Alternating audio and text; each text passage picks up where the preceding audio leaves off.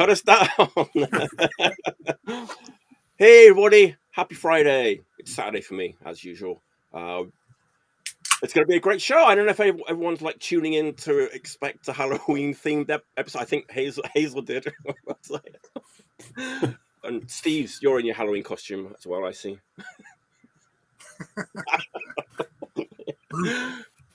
Eric's got the scary mirror behind him, which I keep looking in, expecting like something to appear in the mirror. The blitz reflection. Yeah, they're there. I don't know if anybody can see this. I've got Jamie Lee Curtis with a there, and just above Jamie, there you go. Just above me, I've got the Dan Aykroyd skull vodka. That's iconic. That's Chicago, yeah. Oh yeah, it's empty. Of course. Good. That's the best I could do. And of course, Restream has kindly given us this wonderful Halloween font to use for the evening. So Boo. Cool. What about that, eh? Aren't we lucky? It's going to be a great show. We've been having a good time talking before the show, as usual. We covered a lot of ground, actually, in 30 minutes. That could have been an episode like by itself, just that 30 minutes. But as always, we've got 5... Let me do the housekeeping. I always forget. Let me just bring up the thing. Is that in a Halloween font too? Let's check. Yes, it is. There you go. Like and subscribe. Scary. In a scary way. Okay, let's get rid of that. Let's see who's in the chat. Hey, many people are here. Trick-or-treating. Cheers. Hey, everyone. Hi, Frank. Demosthenes 15 says Steve. There you go. Steve. Hey, Demo. There you go. I've just received this demo. All right. For anyone who's new to the show, what we do, it's a simple concept. We each have 5 records we've been listening to and want to have a good time talking about, nerding out about. I have no idea what anyone else has picked. I don't really have any Halloween-themed records, but I think I'm really happy with my picks tonight. I think so. I've got a really nice 5, so I'm looking forward to everyone else's picks. As always, if you're in the comments, join in, give us some info if we ask for it. And that's about it. Let's get going. Are we ready? Let's do this. Cheers, everyone. Happy Halloween. It's actually November 1st. I'm over it. It's November 1st.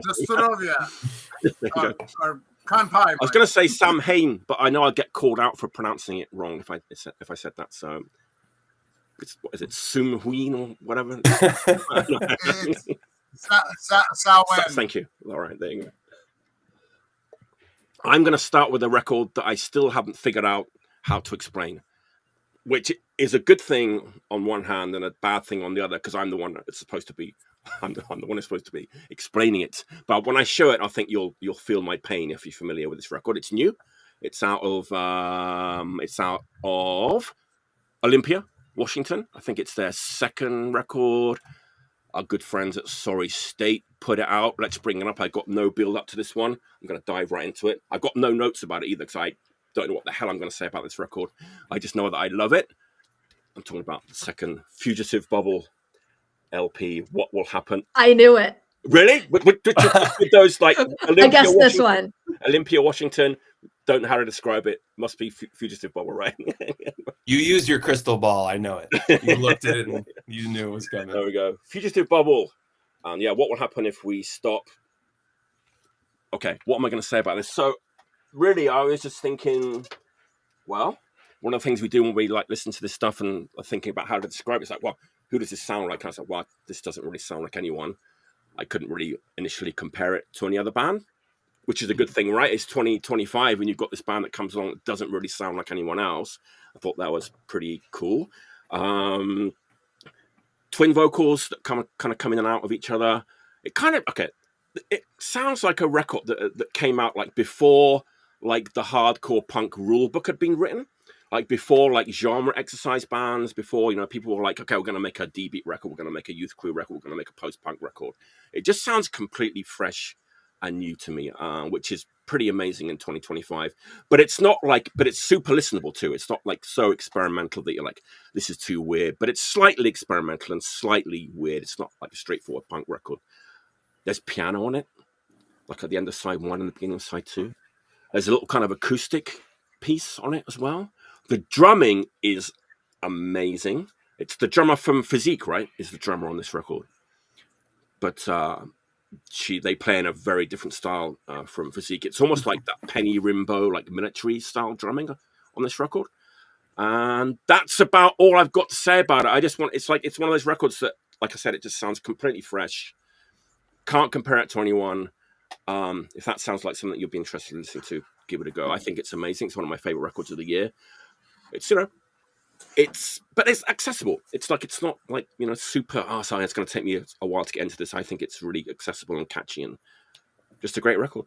Hazel, have you heard it? Have you got this one? I haven't heard this one, but we've had a couple of the Fugitive Bubble records on the reviewer spreadsheet at Doom Society for a while, and I've specifically avoided signing up to review them precisely because I don't feel like I can do the description. A good job. Just like me, right? It is hard, though. I did. Anyone else heard it? Eric, you heard this record? Have you heard it yet? I listened to a couple songs from like the Bandcamp and the Maximum Rock and Roll like radio Instagram. They did like a little post about it, like a little video of the record, and they kind of showed like the inserts and things, and I've like overlaid it with a song from there. But no, I haven't really sat down and properly given it a full listen, but it's in the pile for sure. I actually did have to have a quick peek at Maximum Rock and Roll to see what they had said about it. You got to steal some of their words, but actually, like Johnny Leach, your co-worker, Johnny Leach said it was like mathy and urgent punk, cutting close to the Neo Boys. I'm not familiar with the Neo Boys. Avengers meets Minutemen. That's what Maximum Rock and Roll said about this record, which I personally didn't hear that. But everyone hears things differently, right? Everyone hears things differently, So great record. Check it out. After all the detailed information I've given you about it, check it out. Cool. There you go.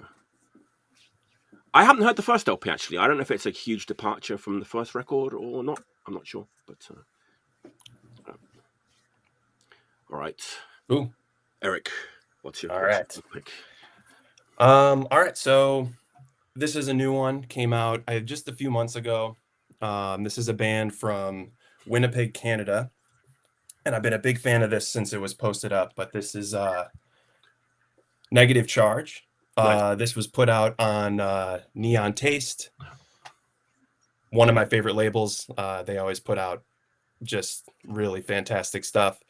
But they're very like straightforward hardcore, I would say, in regard to like trying to describe, like you were saying, sometimes it can be kind of difficult to articulate, but just like no frills, like very meat and potatoes, like powerhouse brute force, just hardcore. You know what I mean? Like there's really no fuss to it, which I love about it. I mean, it's like the riffs are really big. The vocals are extremely aggro. The drumming is just wild. I mean, just a really great record. For like points of reference, so like real quick shout out to Josh from Neon Taste. His write-ups for his releases are always like really well done. I really appreciate them. He always has like a lot of character, a little bit of humor in his write-ups, but he touches on like Jerry's Kids, Poison Idea, maybe some like early New York hardcore for influences. And then just in like looking into like YouTube videos and like Reddits and stuff, I've seen Out Cold and Ripcord also thrown out as like some points of references, just so you kind of have an idea. But yeah, super good. Like I said, really straightforward. When I was I did the write-up or the review for Maximum Rock and Roll for this, took a little dive into the Winnipeg scene, and there's a ton of good bands in Winnipeg, Canada, that like I was just fully unaware of. One band, Jug, they had a 7-inch put out on Neon Taste. A couple others, I think they've got like a cool little punk community, what have you, out there. But yeah, definitely going to be on a lot of year-end lists, I would say. As Daniel has just literally said, as like now, end of the year list hardcore. There you go. Super good. And then, of course, I have to make note of the artwork. This is Digital Evil is the artist. I think their name's Joe. But they do like they did the Subversive Right album cover, Suffocating Madness, Shatter, like super prolific. And yes, just like fucking awesome. Like, it's just like, as soon as I see this sort of artwork, I kind of know it's going to be something I want to pick up and check out. Right. Yeah. And then I grabbed the copy. I think they might be doing a repress soon. I was able to get a copy from Sorry State when they had a few come in on this delightful puke sort of green brownish variant, which adds a little bit of magic to it for me. So that kind of looks like the limited edition, like Japan only colors that Lip Cream got. We got like these like nice, smoky, they call it, but it kind of looks like that. Yeah. Nasty stuff, but I love it. So yeah, first pick, definitely. If you haven't checked it out, I haven't. Can't go wrong. Negative Charge, highly recommend. I haven't listened to this yet, but I love Joe B's art a lot, and he just did a glow in the dark multicolor War Crusher shirt that looks like you could wear it. You could go from day at the Crust Fest to night at the rave. It's pretty amazing, and like I really want to listen to that one because Neon Taste also put out like I think Close Talkers and Bootlicker records, and it's from the description. It sounds like it would be in that vein, and I really liked both of those bands. So that sounds really awesome. It definitely is similar. Does also you said Joe, right? Is Joe B? Yeah, Digital Evil's his name. Is he playing No Fucker too? Is he drum for No Fucker? I feel like I saw a video of them in Japan, and I think for now, I'm not sure if it's a permanent thing, but I think I saw the same video. I'm like, man, this is like living the dream. That's awesome. Between the album artwork and playing in Japan with them. They played awesome. Here last night in Osaka. Did you see it? No, I didn't go. I was getting ready for the show. Hey, fair enough. Fair enough. I didn't go. My friend Jesse did. He's in town at the moment, and I'll tell you about it afterwards. I don't want to say it on air, so. All right. I love it. After we've given Joe such high praise, I don't want to take away from that. Love it. All right, that's a great first pick. Man, it's been another one of those years. There's like too many good records coming out. Right. Great problem to have. Can't complain. Definitely. Can't complain. All right, Hazel, what's your first pick? All right, first pick from your boy Low Effort Grim Reaper is going to be a Hazel band. People associate me with this record, and I'm like kind of surprised that nobody's talked about it before. We're going to Japan for this one. This is a early 2000s crust war record that, I don't really need to say too much more about it yet until I show what it is. But I will say, like, compared to some other bands from the label and era, this is one that you don't see as much like bootleg merch for. So when I wear my shirt that I got from Armageddon shop in like 2007 or whatever, people are like, oh my God, that's so cool. And I probably made more friends wearing this shirt with this record cover on it than any other shirt I own. So I don't do a listen and wear tonight, but we're talking about this. And Mike can help out here. I don't know if the band pronounces it Zoe or Zoe. Because I'm Japanese, I always pronounce it Zoe. Because that's how we say it. Like that's like the phonetically, but I don't know. I think it's that's Zoe. How I say it because that's the name is German and it's pronounced similarly. It's like Zoe or Zoe. Right. So I always read it that way, but I've heard other people say it the other way too. So this one is a must for fans of like the spookier end of the crust spectrum. It's very, very amoebics, very zygote, not super like metallic guitar solos. It goes more for the moody end of things. And if you like amoebics but feel weird about listening to them, given what the Baron did or everything, you are in luck because there are some riffs on this and on their other records that are basically identical.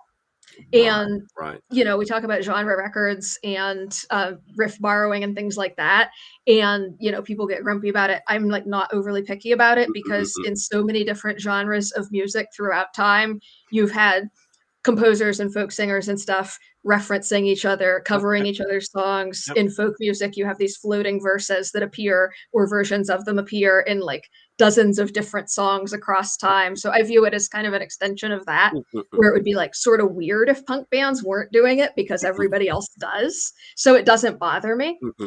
They also take that style or that sound, and in addition to borrowing some riffs here and there, they have a lot of really fresh sounding original ones that nobody else does. Like you put one of these records on and anybody who's familiar with this style of music is going to know who it is. Like it doesn't quite sound like any of the other ones. So a favorite of mine, favorite record, favorite shirt, and this is one that I picked up. I was really lucky because I picked it up in like February 2005 because somebody's distro in Philly got all of this stuff in, and this was one that I was like looking through, and some of my other Philly people were saw me looking at it, were like, "Yeah, I get that," and like pulled it out and handed it to me. So it's a treasured night. It was a really good memory and a really good record. Steve, you were happy to see that? Oh yeah. Milos from Morn gave me a copy of that a long time ago. He's like, "You're going to like this." You're a character from Sesame Street. and I absolutely love that. That's such a great record. And like to her point, yeah, it's just different enough that it's not copycat stuff, and they throw a little bit of keyboard in there and stuff too. So it's like it works. It just absolutely works. And it's like catchy in places too. Like it's really I don't want to say danceable, but it's got this like sort of bounciness to it that a lot of other bands do not do. Yeah, I mean, I was living in Japan around that time and going to a lot of the Crust shows, and they were definitely like a breath of fresh air at the time. You know, they didn't sound like Gloom or any Frampted but you know, it's called The Last Axe Beat, right? Is that right? I think that's what it's called. It also says The Darkest Heavy across the top, and I'm not 100% sure which is the title. No, like the Darkest Heavy is like kind of a like description of the. It's like part of their name almost. They always had that like under their name, you know, just in case people didn't know what Zoe was. We are the darkest heavy. I've got a funny story about them. I think I can tell it actually. I don't think it's so. They had like a lineup change at one point.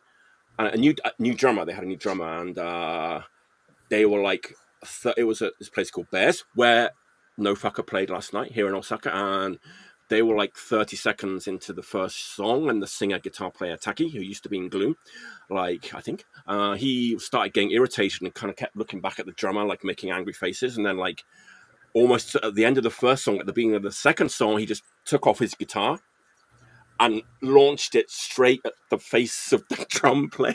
And like rock and roll, man. They all stormed off and the lights went up and everyone went, wee. Like, no.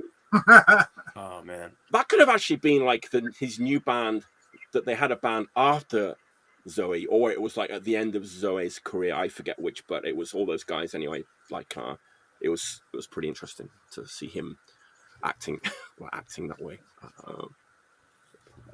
Yeah, that's a great record. I think you can still get it right. Maybe, I'm not sure.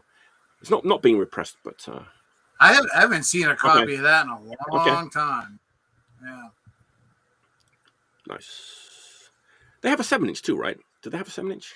Yeah, they do, and I almost grabbed it because it has a Grim Reaper on the label and to fit the theme, but I didn't because I ran out of time. Okay.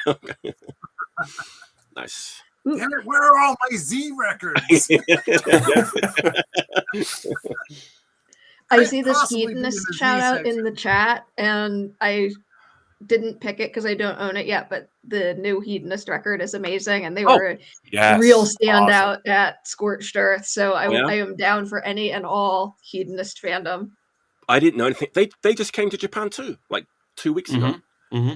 Didn't go and see them. Yeah, it's from the singers from Bootlicker, like one of the coolest people, like photogenically wise in hardcore punk that I've ever seen. Like they just always look so fucking cool in like any video and photos of them. I didn't know that. Like in all the little blurbs I read about it, about the tour, I don't think anybody mentioned that it was like a member of Bootlicker in that information. So I had no idea. Badass, definitely. All right, Steve, what's your first pick? My turn. Oh crap.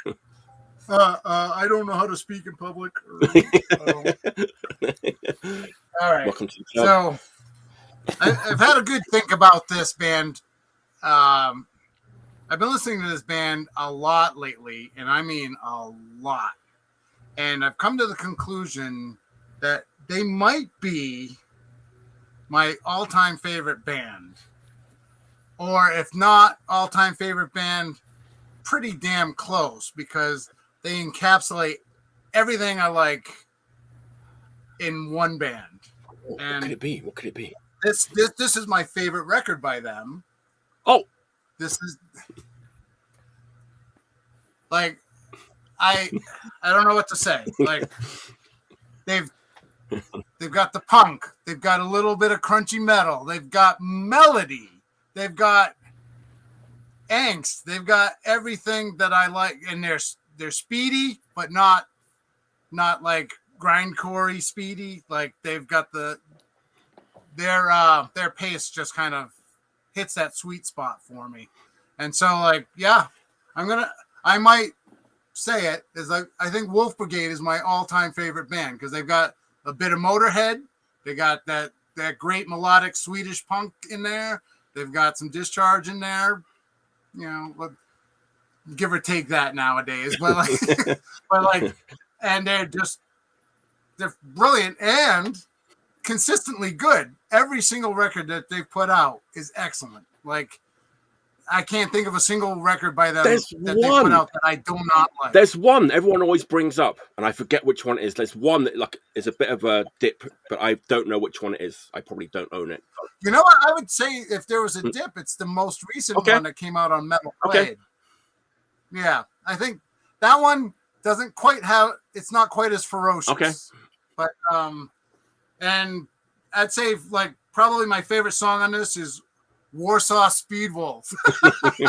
and I'm Polish and German, so you know, like Warsaw Speedwolf could be kind of like a theme song, maybe. You know, like but yeah, and mine's on fancy red vinyl, you know, like I bought it when it came out. It's like, ooh, fancy.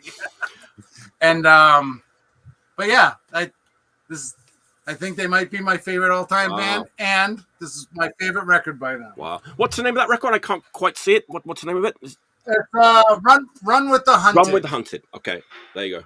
Yeah. You know, you said this one's from 2017. Okay. Steve, you know, so it's sorry. Go ahead. No, I was just gonna say it's like I think they've had 3 records since. Okay. You know, you said angst when you were talking about that record.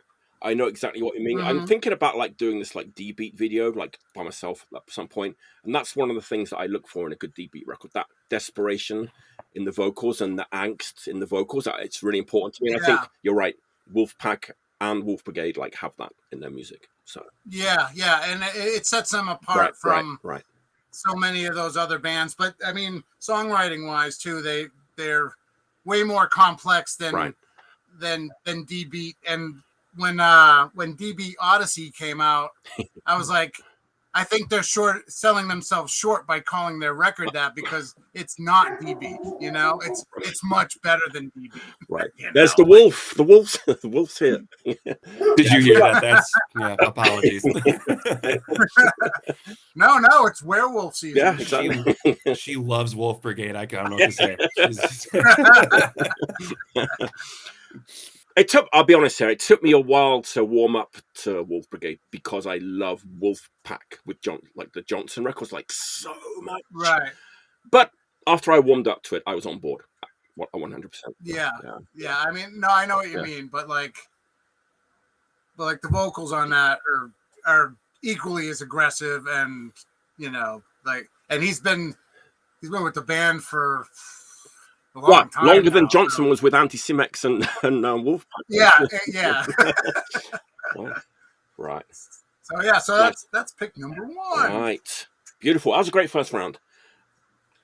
Of course it was. Okay. I've been listening to Japanese punk since like 1985, and I'm not going to say like I'm an expert, but I was like pretty confident I'd heard like everything that kind of needed to be heard, and I wasn't really looking for anything new. And like about a month ago, like opened up YouTube, and this song came up. I could see it was Japanese. I had never heard of the band before.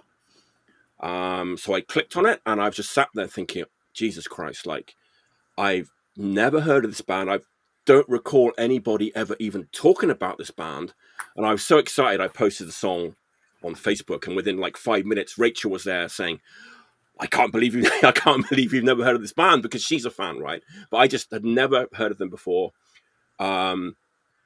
They have two LPs out, and the funny thing was, as soon as I heard that song, I was like, let's just sort of Google this band, and literally this year, both of their albums have been reissued on vinyl for the first time. So I had like both of those albums like within a week of like finding out about this band. So it was like, something was shining upon me that day. I lucked out, and let me get to the point. I'm talking about this band, Mizutama Shobodan. This is their first LP. It's five women, like 1981. It does fall under like the post-punk umbrella, but they don't sound like any of the other like all-women bands that I know from that era. They're way more like aggressive and kind of confrontational. Like a lot of the bands from that era are kind of a little bit poppy. Like if you've heard like Zelda, or who are quite well known, or OXZ, they're kind of post-punk too, but they're a bit more poppy and polished. This band is like aggressive and a little bit ferocious. The name translates as Polka Dot Fire Brigade. Pretty good name. Again, I can't really compare them to anyone. It's 1981, right? So it's like post-punk in real time, right? There's a little bit of like X-Mel Deutschland and Susie and the Banshees and the Slits and stuff like that, but like not really. It's totally Japanese, and it's amazing, in 2025 to find out about a band that you've never heard of. And it's like really heavy bass. Like they're not amazing at their instruments. They're one of these bands that is like playing above their abilities, which I always love. They're trying to do things that they can't quite do, and I love that kind of thing. Like the Apostles or bands like that, I love that kind of thing. Amazing like rhythmic drumming. It's like some kind of circus organ.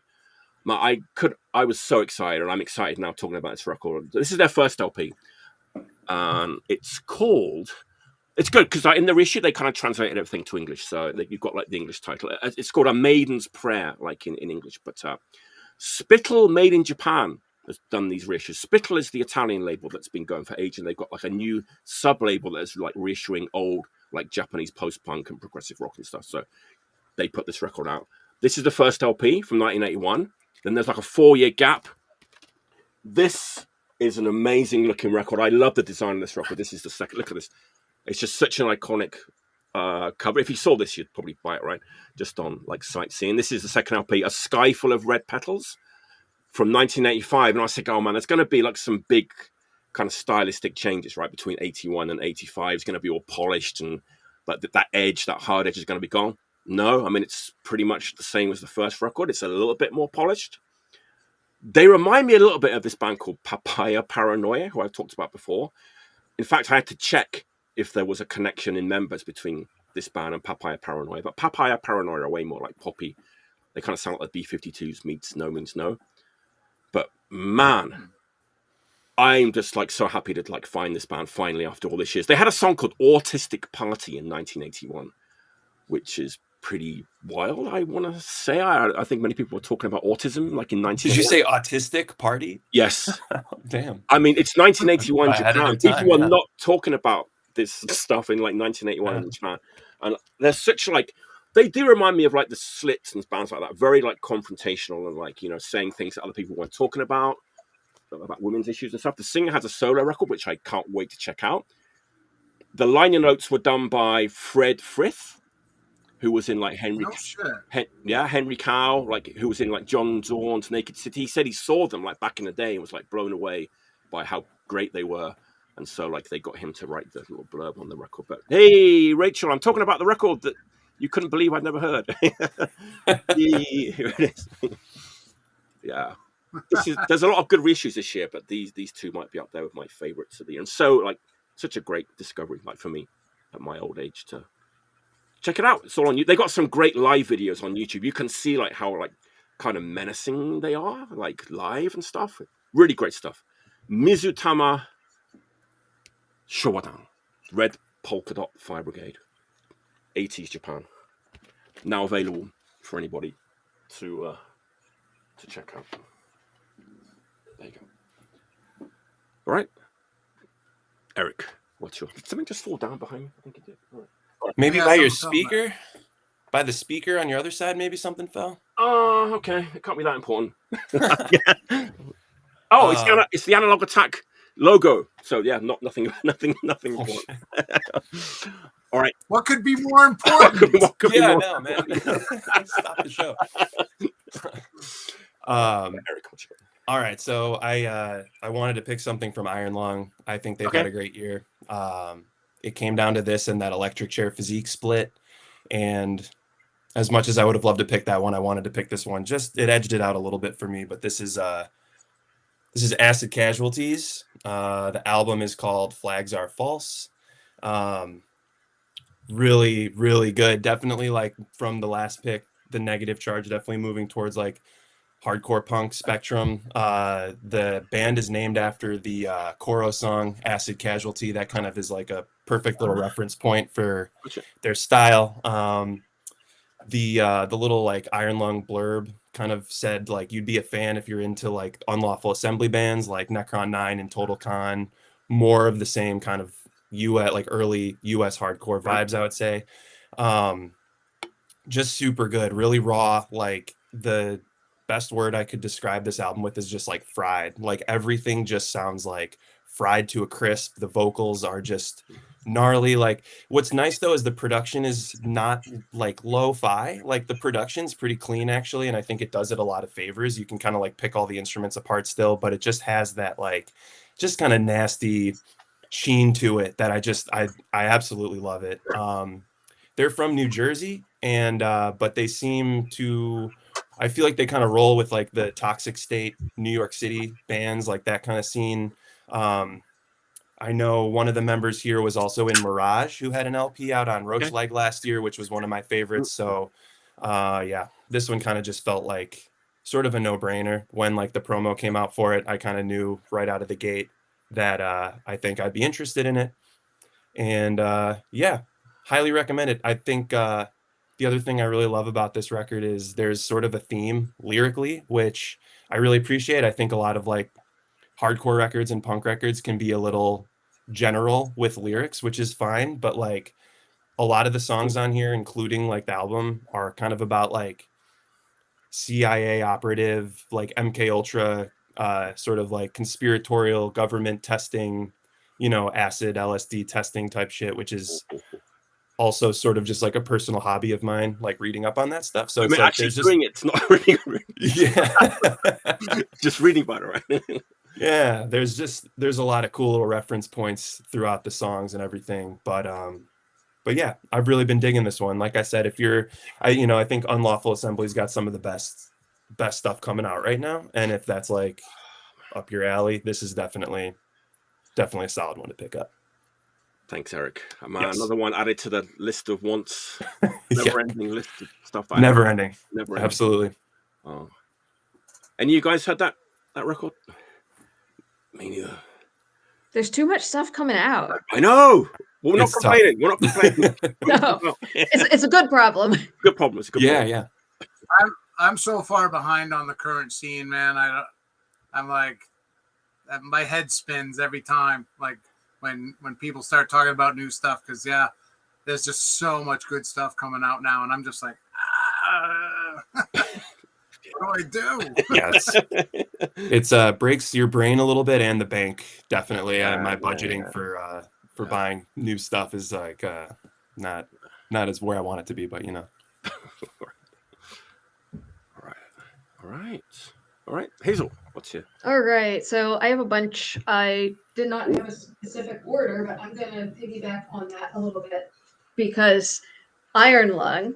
So obviously in the like early 2000s, there's that like wave of sort of power violence and power violence inspired bands, and a lot of them are kind of forgotten in some cases, rightfully. Some of the music of that wave was just not very good, but there were also some really good ones around that time, and you had some like Iron Lung and Running for Cover who were just really great, and some of the ones that came along a little bit after them and got that wave going included some that I still listen to all the time and really like.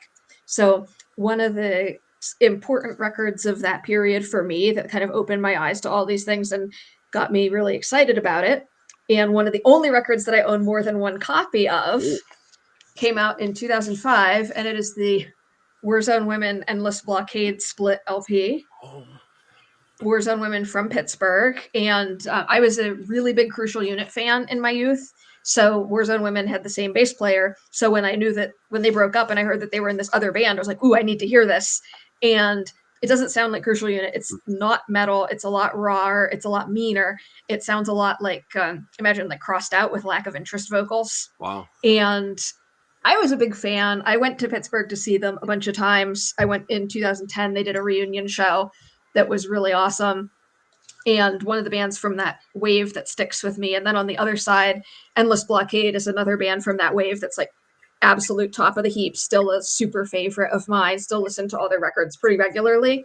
And this one doesn't sound quite like the other Endless Blockade records. It's got 2 songs on it, and the one is like a really long, slow, crushing, punishing sludge song. And I like sludge, so for me, that's great.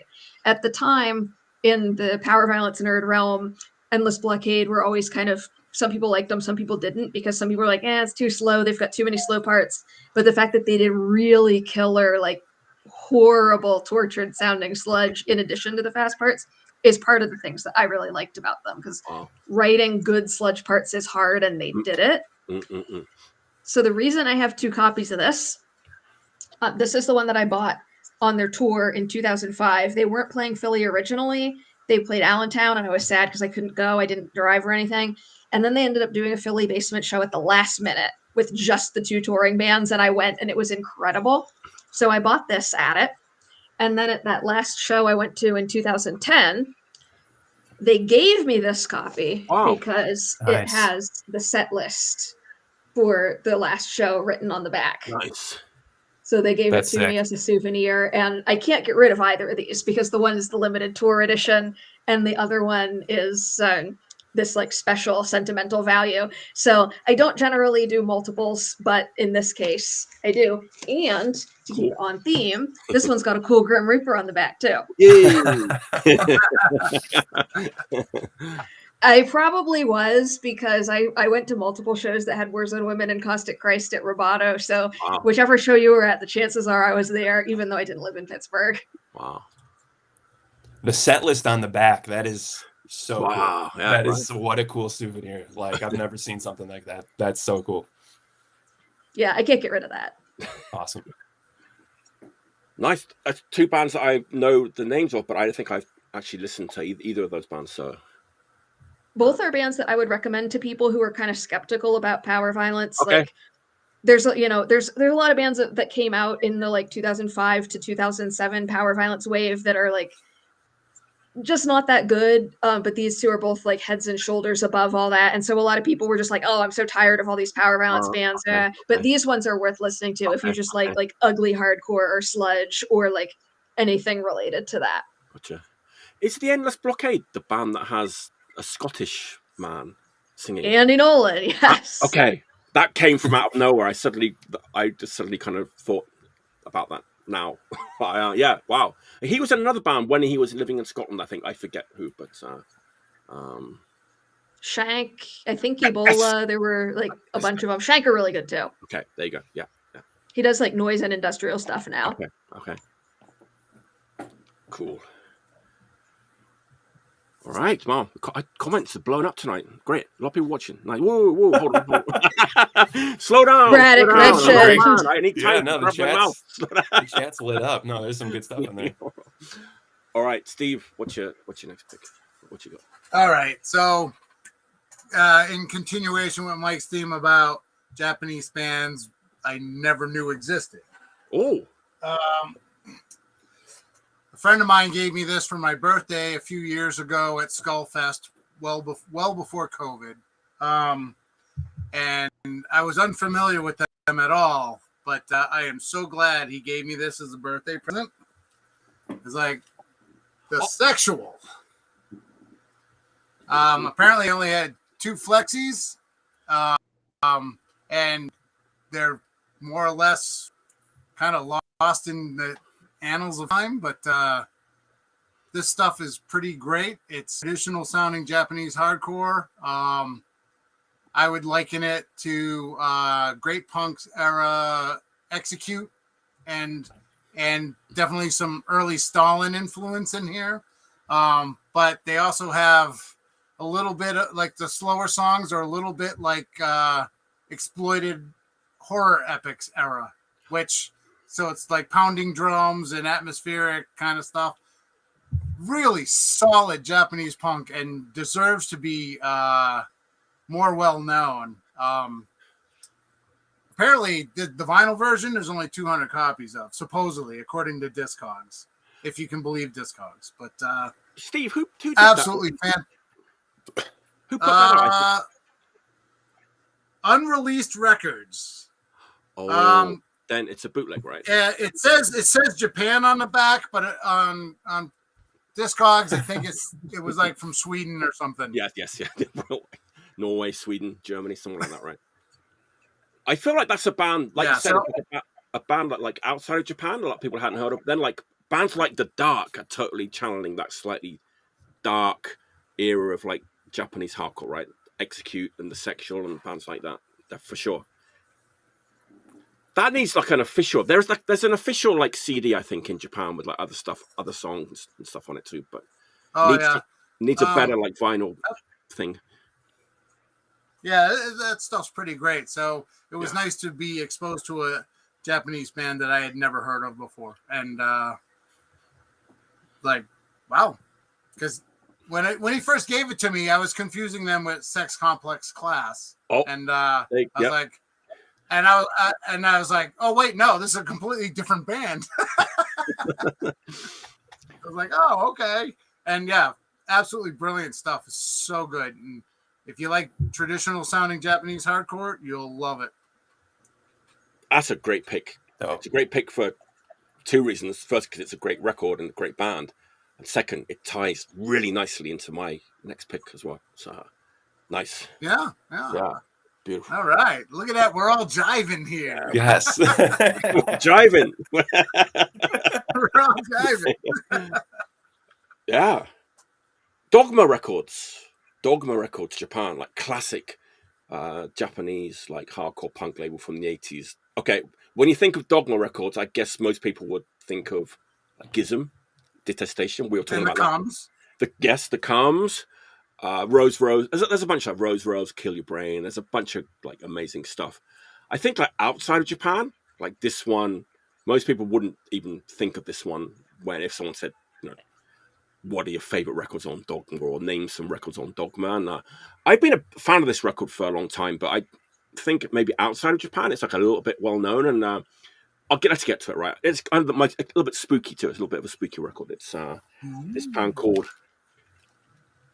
a Z band, Zolge or Zolg.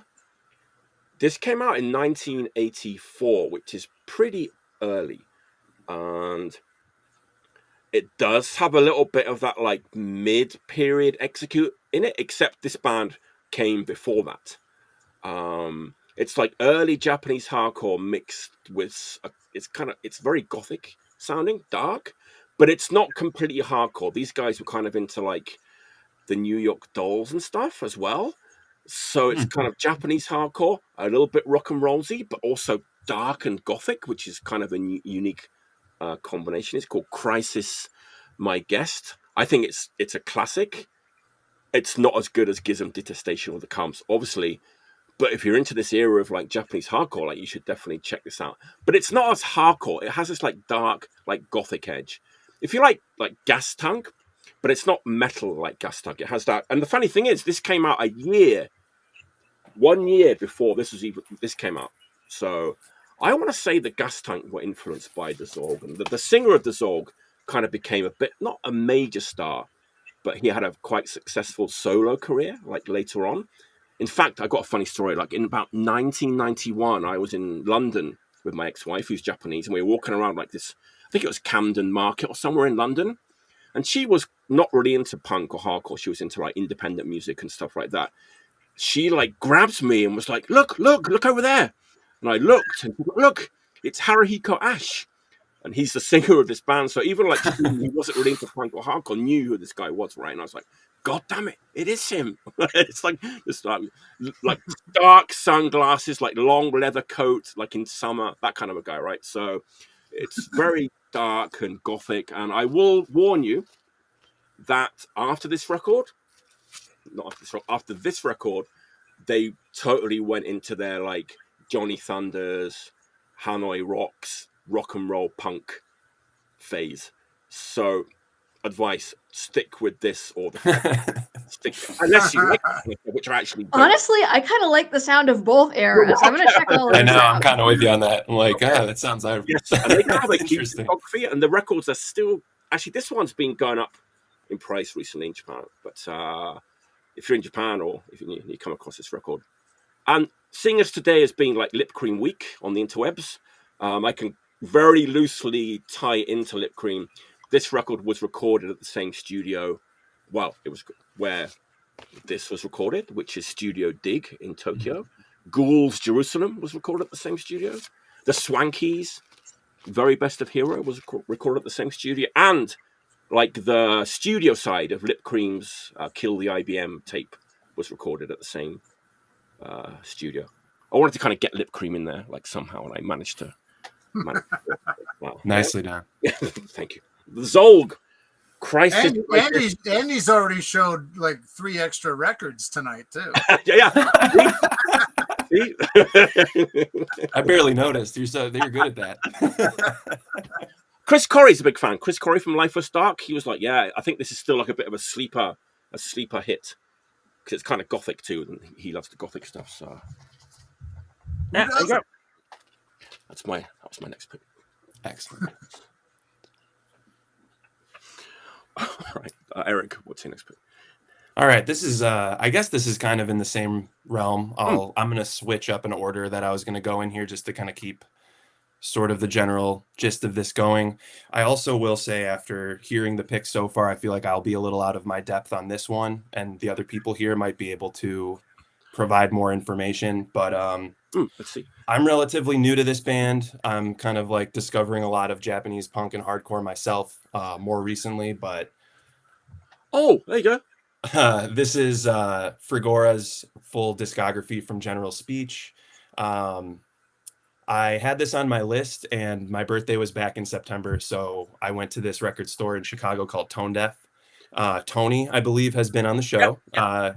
My guy Tony, shout out to Tone Deaf. But I saw this in there, and I picked it up for my birthday, went straight home and listened to it all the way through, and I fell in love with it. I, again, very not familiar with them before this, but I know that this is like everything. I think it's like a 7-inch, a split, some unreleased stuff, and then the 12-inch per like Tom's write-up, and then also Sorry State had a really nice write-up about it as well, which their write-ups are always like listening guides for me. Like a lot of times if I'm just starting to get into something, I'll kind of read along with what they have to say, and it is always, fills in some gaps for me. But Japanese bands singing in Swedish is just like fucking awesome to me. Like my small American mind can't wrap around how someone could do that. So I admire it. Also, I'm a big fan of that band Paranoid, which does the reverse. They're a Swedish band, and I think they primarily sing in Japanese. But yeah, I really dig this. Like, I think I like the earlier stuff a little bit more than the later. Seems like again, all the things I read, the earlier stuff's a little more Swedish inspired, like Mob 47. Later stuff a little more noisy, like Confuse and Disorder and whatnot. But it's all really good. I've listened to this thing through like 3 or 4 times since I got it. Really enjoyed it. I think the last thing that I got from General Speech was that fucking Lovers 7-inch, which is like, it's a cool to see that through line of a newer band like fucking Lovers and their sound, and how I can hear, something from like 95 doing similar stuff like that. But yeah, I really love this. I also, everything General Speech and Tom does is like such a labor of love. You can just, it's really nicely put together, like the inserts, like the booklet, all the album artwork and photos, and everything's just like, what a cool thing to have while you're listening to this stuff. So, but yeah. Yeah, awesome record. I don't have any other actual records. Somebody taped me a bunch of their stuff back in like 2004, but I have not actually like looked at the records, so I'm missing a lot of the context. But everything I've seen online is cool looking, and you see the like cartoon guy pictures of that going around, and all that. Yeah, exactly. A couple too many to drink for this guy, but awesome. what New York City looked like in the 90s. Yeah, right. Every corner, yeah. Weren't this band kind of like one of the bands that kind of predates what people now call like Crust? Weren't they like a little bit ahead of the game? Weren't they kind of Gloom era? A Gloom era, early life and Gloom era kind of a band? Am I right in saying that? Again, I'm like kind of going off of more like what I read. I'm just reiterating basically. I think from the general speech, it said that they initially took more inspiration from some Swedish punk as opposed to Gloom. Like they mentioned Gloom in there. So maybe they were contemporaries that were kind of like taking influences from different places. But I mean, my first thought when I heard this is honestly like it kind of reminded me like I like vocally, especially like Physique a lot from Olympia. Like, oh, wow. Who in my mind I think of as like a modern Crust band, I guess, and maybe I'm off base with that, but you know, that definitely seems like that you know, they exist in that realm, I guess. The precursors for sure, I'd imagine. I'm not totally up on the historical development of the term Crasher Crust, but the way I conceptualize it mentally, I think that there's certainly a lot of room within the subgenre for some of that more sweet, like early Swedish influence, like Mob 47 stuff, as well as straight like Gloom worship. Like I don't think having the Swedish influence would make it a separate thing personally. You know, obviously you can go like super micro and dissect it, but to me, I don't see that as contradictory. Doesn't that band have like an amazing drummer? Isn't that like one of the things that kind of was like special about that band? They have like this crazy like Shin from Frampted kind of a drummer. Well, the drumming is definitely over the top. It's funny you said that. I was like reading through like a Reddit thread about Frigora, and someone described the drums as fireworks drums, like a fireworks display, like pops. And now every time I hear it, it just literally sounds like some people running chainsaws and screaming over like a fireworks display. I mean, it's a pretty accurate description, but yes, they are super fast, very high intensity, but yeah, really good. Wow. Nice choice. Yeah. Thank you. Yeah. Thank you. Like I said, I felt like I might be a little slightly out of my depth in the room with this one, but I mean, I tried to do my homework. Exactly. I'm thinking, I might have even seen them at some point, but then maybe no, I didn't move here to like 1998. I'm not sure if they were done by 1998 or not. The releases on this are from 95 to 97, but I don't think I don't know if it mentions if they were still like playing after though. They could have been for sure. Yeah. Nice. Thanks. All right. Steve is going to get a beer, but I think we'll just carry on with that. Cheers, everybody. Yes. Actually, he's probably gone to the toilet, haven't you, Steve? There you go. He's back now. There you go. All right. Sorry about that. That's okay. We just everybody got to take a break sometime, right? Yeah, man. All good. Yes, especially if you've had a beverage or two. Cheers. Yeah. All right, Hazel. Cheers. Okay, so now we're going to the present day for a very, very new release that's less than a month old. I have a certain fondness in my heart for scenes that are not located in like super trendy coastal cities where there's maybe, fewer people involved. Being punk is a little harder. It really brings out the diehards because it's a lot harder to be into niche punk micro genres in cities that don't get a lot of touring bands or don't have that many people interested and are not trendy, maybe off the beaten path a little bit. So that's something that's really close to my heart and something that I've gotten to connect more with over the last couple of years of the band I'm playing in places like Cleveland and Detroit and Youngstown and different Ohio cities that are not what anyone would think of as like, on the Crust map. But that doesn't mean that there's not great bands there or that there's not really dedicated, cool people there. So one of my favorites of the recent time has been getting to know some of these scenes more, and especially Detroit. Don't sleep on it. It's cool. There's a lot of good bands there. They're sort of known for some more of the like metal punk stuff, some of which bands are quite good. But I'm going to highlight Crust, of course. So my dear colleagues just released a tape, and what we're going to talk about is the Not Work demo that just came out on Distorted Sedition.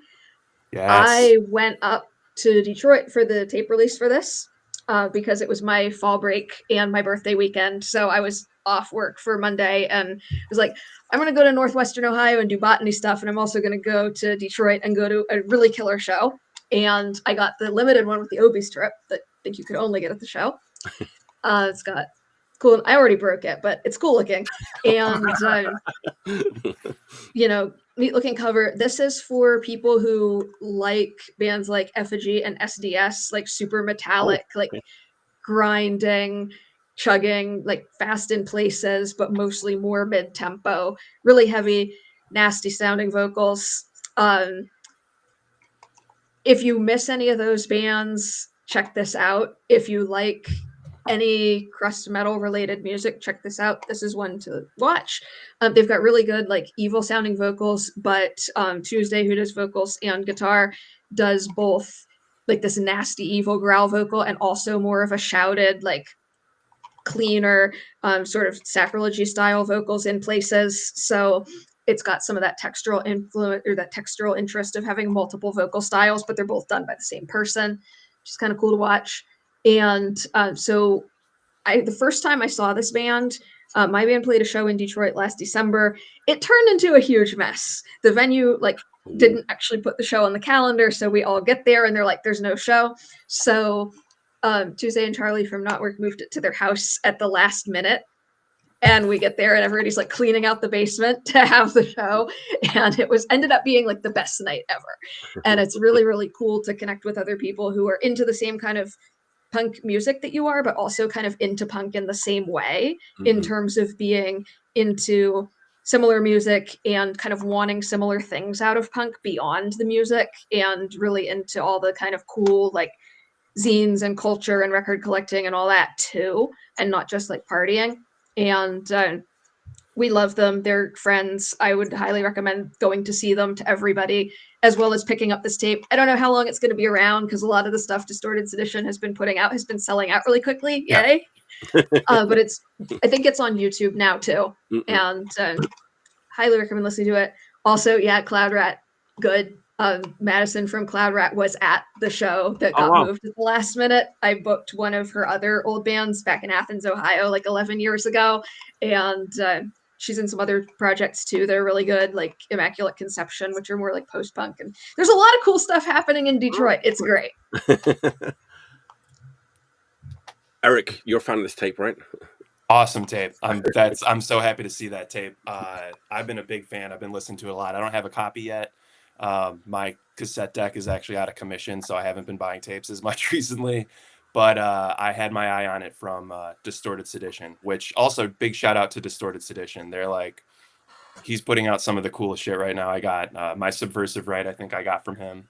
I got that Total Nada from him. But Not Work is just, that tape is so good. And the vocals are just like so gnarly. Like you mentioned those two, but like almost like death metal-y to me. Like that deep growl, like Hedonist almost has similar like vocal style, just that like gnarly guttural, whatever you want to call it. But yeah, awesome pick. Marrow was the band I booked in Athens 11 years ago for my 27th birthday party. Yes, they were great. Nice. Context pick, Distorted Sedition related. I didn't want to talk about this, but this is the Anomaly tape that they did too. And this one's out in like days. Like we played with them when they came through Pittsburgh and they were like sold out of everything really fast. And we're like, we need to press more tapes. It's great. Great pick. Awesome. All right. Steve. All right, man. I got a lot of catching up to do. I mean, we all do, really. I've got. It's just so funny. It's like, like living in Providence. There's just there's a good young scene building, but there's just, I'm not in contact with those people a lot. And now that I'm not in an active band, I'm not playing with these younger bands anymore. So like, I'm just like, man, sometimes I just feel old. Holy cow. And speaking of old, here's another old record that I just cannot get enough of. Oh, there you go. This is I know I was saying how Wolf Brigade is probably my favorite band of all time. Well, this is definitely my favorite Finnish punk record. So, absolute masterpiece. There's not a bad song on it. I love how like experimental the drummer gets sometimes, and like if you don't know it, you gotta hear it. It's so fucking good. But other than that, yeah, I don't know. It's well known. I'm sure people love it and stuff, but I can't stop listening to this record. Absolutely fantastic. And it's on a label we won't mention. Well, I was gonna say it looked old, so I'm like, it's probably an original, so let's not give any airtime to that label. Yeah. Okay, you gotta tell me after we get off. I don't know who this is. Apparently it came with an insert and stuff, and mine's been well partied on, like well before I owned it, so but it's a timeless Finnish classic, and everybody should know it. But they will now after you've. Okay, this might be a wild comment, but is that not underrated, obviously? But isn't that like a little bit? You know, people say Chaos and like a bunch of other records, maybe. Yeah, I would say it's a little below the usuals. You know, like so. Yeah, it's maybe a little more unknown than most of the Finnish stuff from that time, like Bastards and Ristitit or Ristitut, however you say it, and all those bands, you know. Yeah, like you said, Chaos and everything else. But I don't know. I think this is a lot better.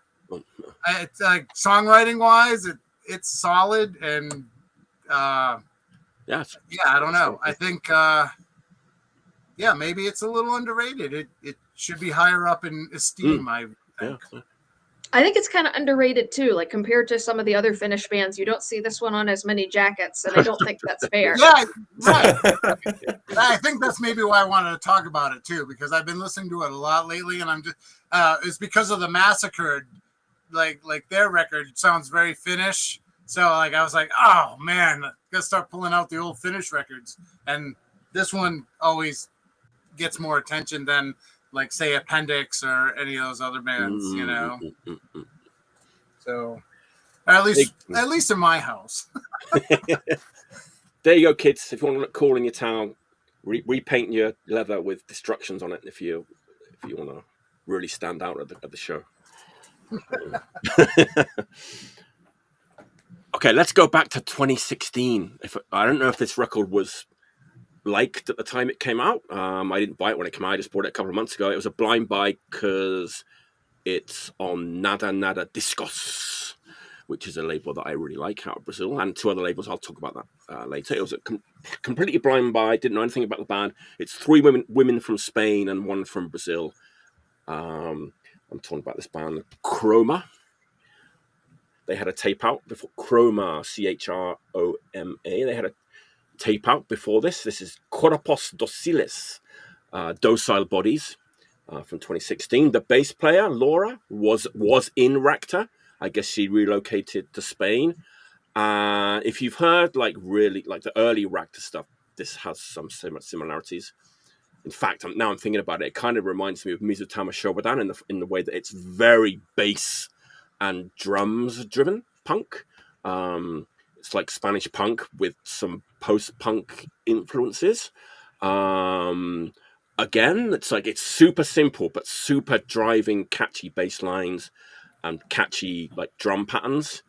Filthy guitar tone on this record. Definitely, exactly. I mean, as soon as I saw like Nada Nada Discos, I was like, yep, I'm picking this up, and it was cheap. And talking about obies, which I haven't broken mine yet, which I sometimes do break obies. Mine actually came with this obi, which tells me, well, I know this is like one that Kazu, who now does Punk and Destroy Records here in Osaka, he's the owner now, but this he did this before he was in charge of Punk and Destroy. But he did this with the Diat record from Germany. He had the similar, it's an opaque, like it's like Japanese paper, a really beautiful paper like this. It's a kind of Hobie, a half Hobie, but yeah, it's beautiful. It's a great record. I haven't heard the tape. I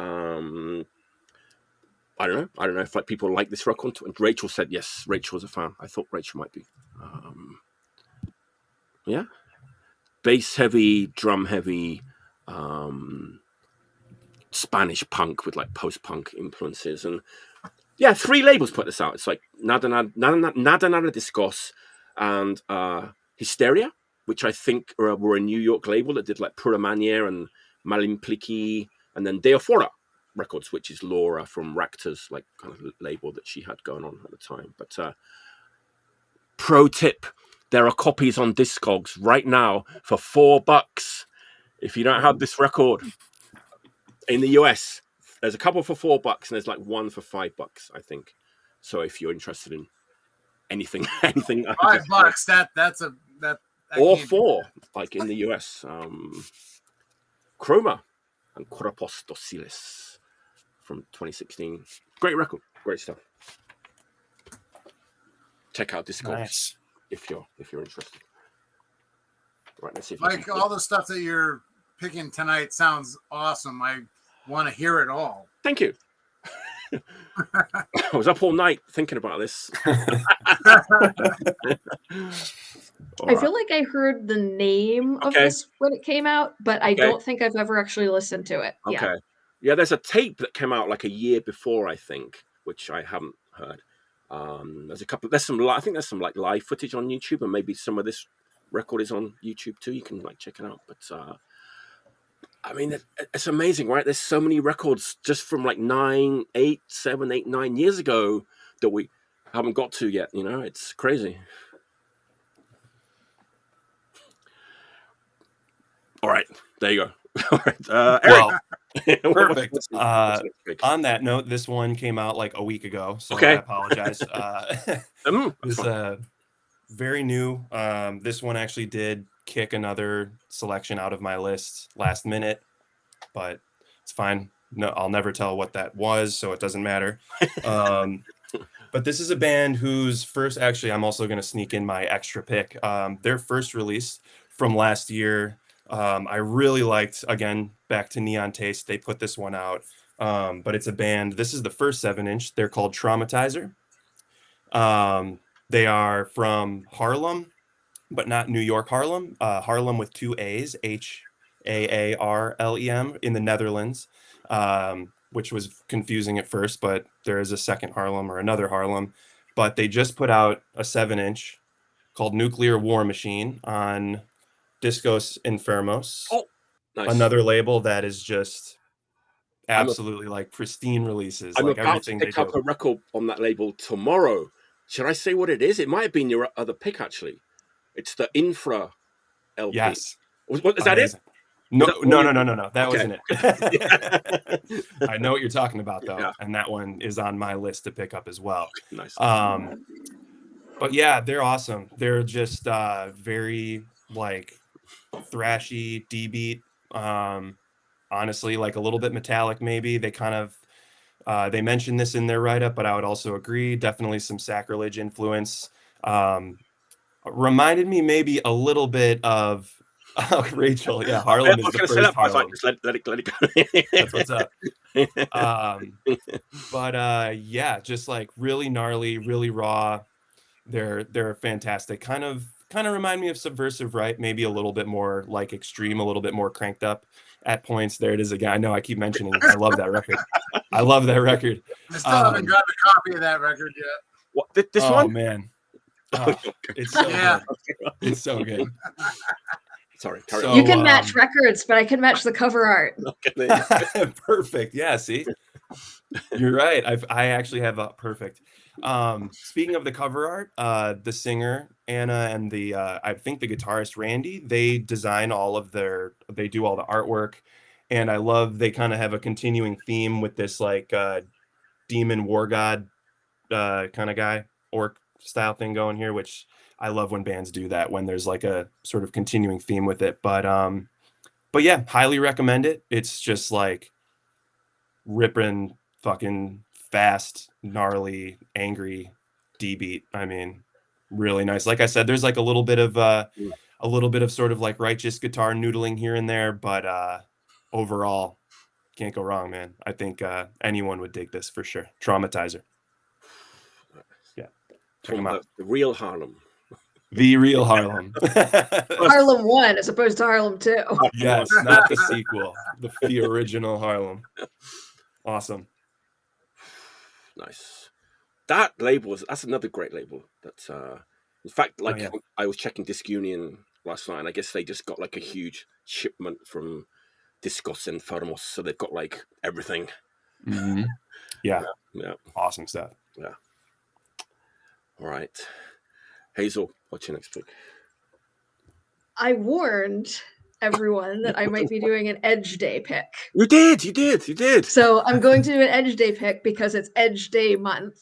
Okay. And this is like harder than one might think for me because I don't really have that many records by straight edge bands. I don't really like listen to that many straight edge bands, but there are nonetheless some straight edge bands and straight edge records that are high up in my list of keep this record. I want, this is important to me. So we're going to go to Baltimore for this one.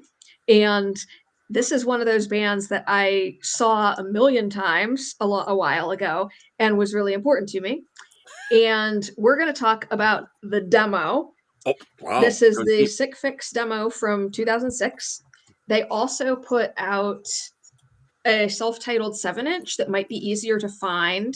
And it's a lot of the same songs. The 7-inch has like one extra song that's not on the demo, but it's mostly the same songs as on the demo. I'm going to talk about this one because it's rawer and meaner sounding, so I like it better. But the name of the game here is fast, straight edge hardcore with really, really, really furious, angry vocals. In a review I wrote for Profane at the time, I compared it to like Infest meets Health Hazard. That style of hardcore that's like blazing fast, not exactly power violence. They don't go like full blasting and they don't really have the slow parts, but similar to like Ebola and Health Hazard and that whole crowd of fast, really, really angry sounding hardcore bands with a little bit of that like chunkier Infest sounding stuff to it. And fantastic live. Michelle was like really, really awesome vocalist and like one of those people who you watch and you're like, yeah, this person is actually angry. They're not just yelling because they're in a hardcore band. And that's what you do when you're in a hardcore band.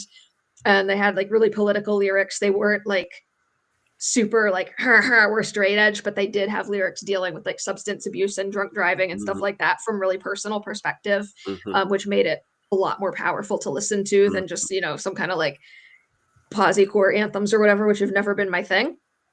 And they did an LP in like 2009, I want to say, or 2008, somewhere thereabouts. They like kind of changed their style up between them, and it got a lot more like chunky, metallic hardcore, slower. It was like not really my thing so much, but I loved this tape and the 7-inch, and like would go see them in Baltimore and DC when they would play, and it was really a fun band of that era. They would play with a lot of the like mid 2000s power violence bands, so we would go down to see those kinds of shows. And it's one of those I don't want to say a forgotten favorite, but I feel like that era isn't talked about, some of these bands, as much as they should be. So it's worth revisiting. Well, we've covered that record already. I listened to it for the first time ever thanks to that Hater episode. It's better than Minor Threat, right, Hazel? I do like it better than Minor Threat. Hey, so do I. You're not alone in this. And whenever I say that, I'm like, I duck under the table and don't come out for a couple of hours because Minor Threat is my least favorite DC band. Okay. Youth Brigade. I would. Youth Brigade was my favorite DC band. Oh. I would stand by Minor Threat probably being my least favorite too. Yes.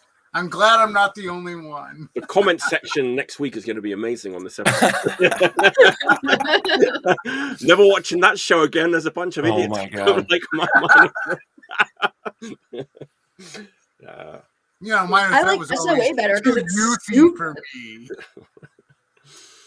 That's funny.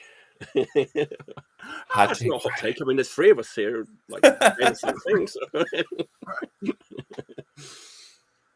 All right, beautiful. Shall we move on from Minor Threat? That's a great pick, Rachel. Yeah, it got real quiet there for a second. I have like no strong feelings either way. Maybe indifference is like the ultimate worst. I just like they never have been. I don't know. You know, as a teenager, I heard Minor Threat and I was like, this is cool. I like their cover of Good Guys Don't Wear White. Like, I think that's kind of cool. But like beyond that, I'm like, I mean, whatever. I don't hate them. no, I just think they're kind of And I mean, especially yeah. after hearing them on the PA at punk shows for like 25 years, Yeah. it's like, okay, I'm never going to actually put this on and listen to it because I'm going to hear it all the time, whether I want to Yeah. or not. yeah, I mean, like British Yeah. guy, Yeah. you know, listening to it just with all the other stuff, it didn't like stand out to me amongst all the other like tape trading stuff I was getting or anything. I wasn't like, oh, this is much better than all the other stuff. I was like, yeah, whatever. And then years later, you find out. I think there's a lot of DC bands that deserved more accolades than Minor Threat, honestly. You know? Like the. But hey, what do I know? I'm just an old rambling man who's senile. Anyway, let's keep the energy up. Steve, what's it? All right. All right, we've done Sweden, we've done Finland, we've done Japan. Yeah. Now we're going to Norway. Oh. Anger Watt, General Strike LP. Ooh. Nice. This is on Children of Revolution Records. It is. Yeah. Did Concrete Socks and other bands like that. And but they're from Norway. They've got a very distinct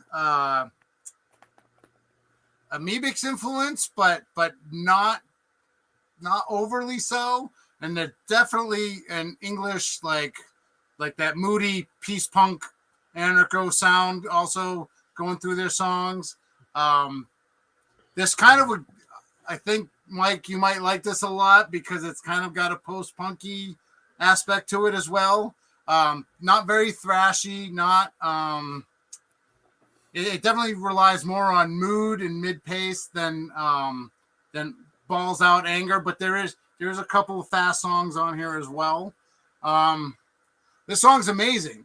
This album's amazing, and I don't know anybody else like even within my peer circle that likes this band. So nice to meet you, Steve. Now you finally met someone who likes and owns it's about fucking time. Like, nobody knows this. I will say I didn't like it at the time. I didn't buy it. I heard it because, you know, it was Children of the Revolution and it didn't sound like all the other Children of the Revolution stuff. So I was like, yeah, whatever. But then years later, then I rebought it and I was like, damn, this is a great record. You know? It's fantastic. And I feel that this has definitely gone under the radar, and I wish more people knew about it. I mean, I don't know how many they pressed of this. I mean, a Norwegian band on an English label, you know, but it's a fantastic record and definitely deserves some attention. Absolutely. Yeah, that's a great pick. That's a great pick. You.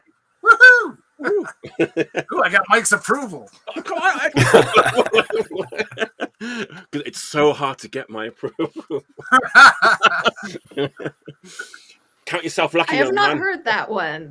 I have sort of a blind spot when it comes to a lot of Norwegian bands that I need to fix, but that sounds very up my alley.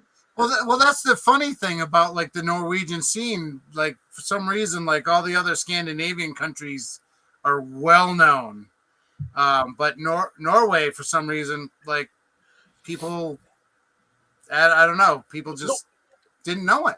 Like, Norway had like their own sound with like so much hate and like anger and all those bands around I'm forgetting the name of the record label, but it's run by the singer of So Much Hate, Gunnar Export Plata. Like that Norwegian sound with very complicated like twin guitar leads and stuff and very melodic. So like Norway had a very unique sound that was like kind of and Banylist, which came before. A lot of amazing Norwegian bands, right? But like you're right. I actually met the singer from Banylist when I was in Norway a couple of years ago. Yeah, wow. Great dude. Bought me beer and everything. It's like nice. That's another great. I mean, Flo from Heart First Records in Germany, he was really pushing Norwegian hardcore in like the 90s when nobody was really interested in Norwegian hardcore. So he should take some credit for like trying to get people interested in Norwegian hardcore. But nice. Yeah. Maybe we should start a resurgence here right now. Right now. Norway's back. Yes.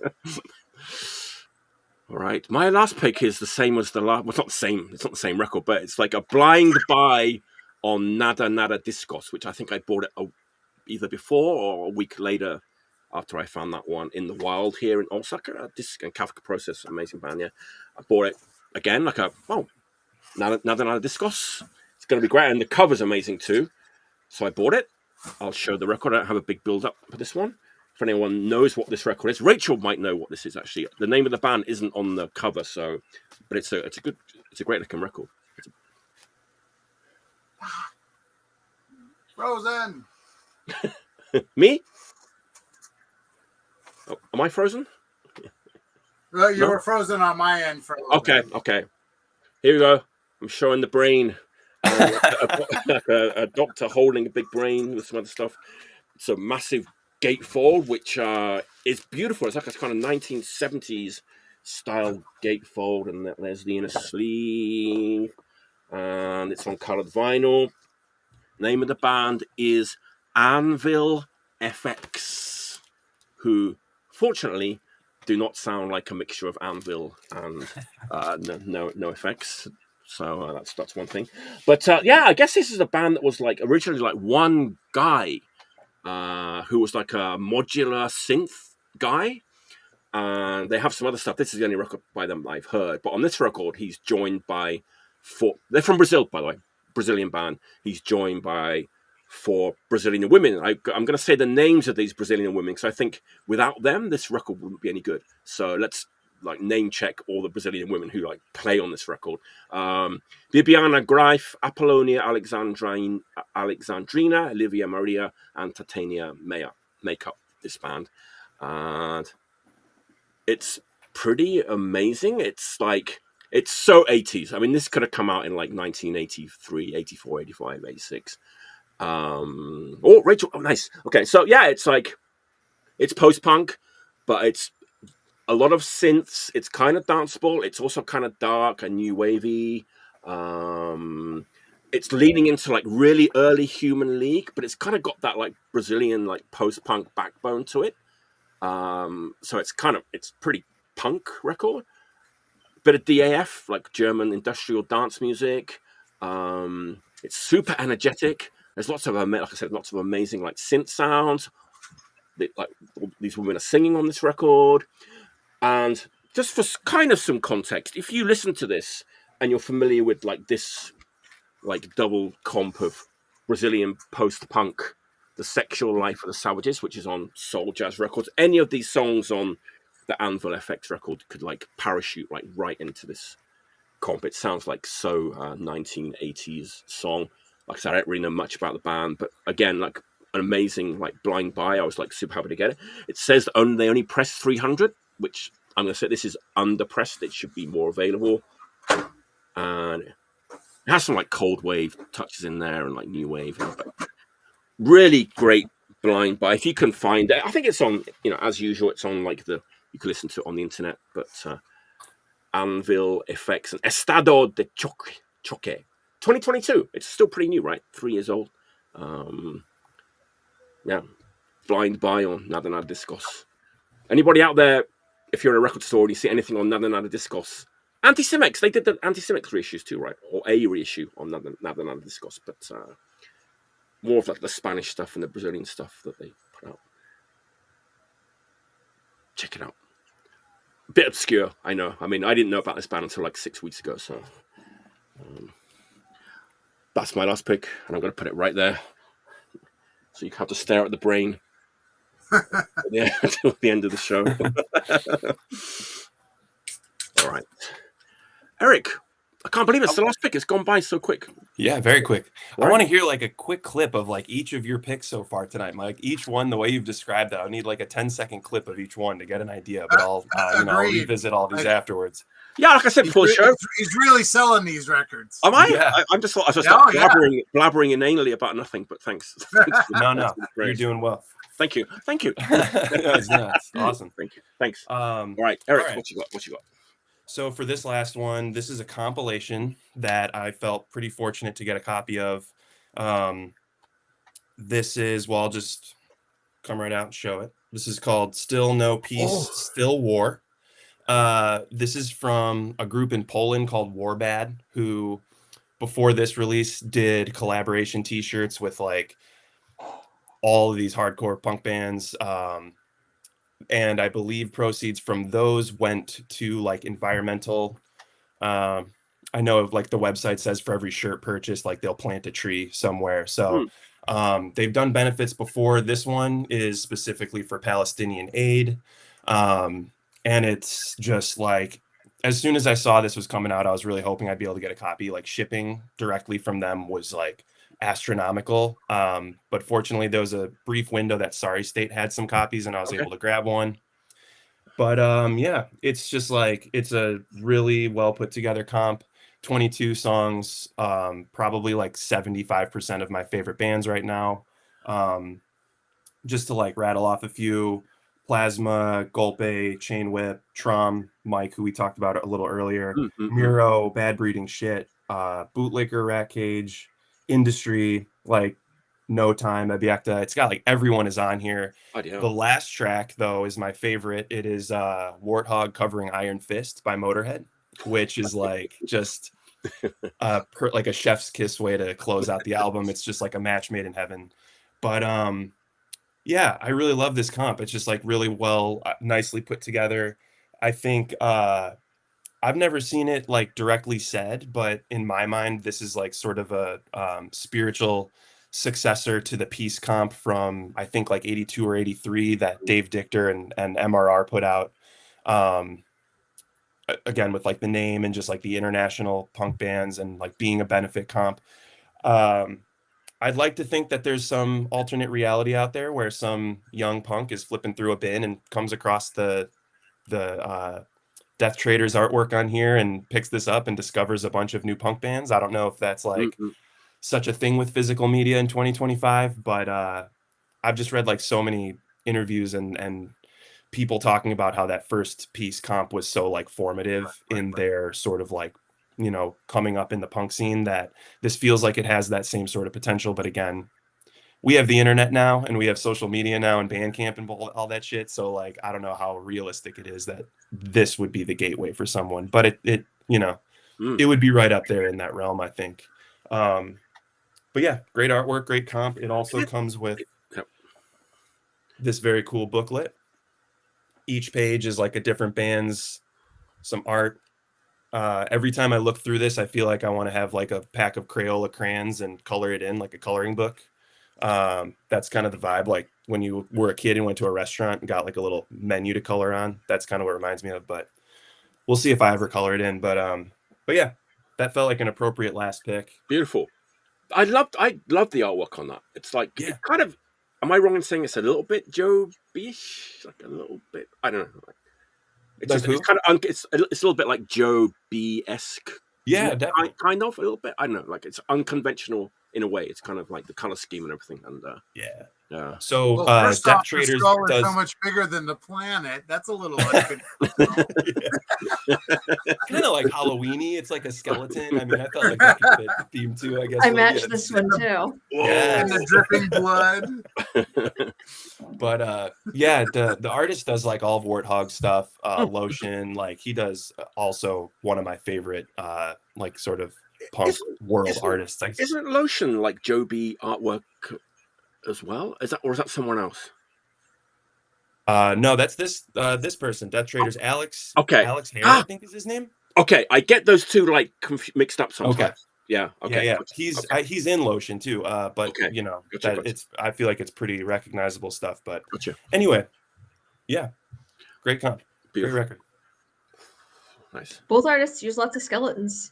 Yeah, and Yes, that kind of definitely. like it's not okay. It reminds me like of a progressive rock album from Mexico from 1975. It's just got this. I don't know. Yeah, I That's love what it. that's what I Your think. descriptions are just, man, I know, it's just like I know. pristine. It's got that kind of aesthetic to it, like All right. I can't believe it's the last pick of the day. Maybe can we do another round? I don't know. Let's see. Hazel, what's your Yeah, it's only last- 11:30 here. I bought a record specifically for this show and hoped it would come in on time. It did come in on time. Oh, So now nice. we're going to talk about Yes. it. Okay. And not only did it come in on time, but when I ordered it from the label, there were only 2 left for sale. So I got the next to last one. I just went to the label Bandcamp before the show. There's 1 left. And this one is an Ohio pick. We're going to Cleveland. This is a new Cleveland record by a band that's been around for several years at this point, but one that I have never crossed paths with before. I've never gotten to see them. And it's a new 7-inch by Zanny Stars. They are members of Nervosas. Mickey, who played guitar in Nervosas, plays bass in this band. And it's like a 3-piece power pop with harmonized vocals that Mickey and the guitar player, whose name I don't know, sang on. Super catchy, a little bit of a hard edge to it. I wouldn't call it like pop punk, but it's definitely on the like more power end of the power pop spectrum. Like maybe the easy, cheap, not entirely accurate comparison to it would be if you liked the Alvilda record that we all loved, you should check this out. This is like a little bouncier and a little bit less like moody sounding than that. But if you like that, if you like the harmonized vocals and the catchy tunes with a bit of a harder edge to them and a bit of a like melancholy vibe to it, like this would be super up your alley. Nice.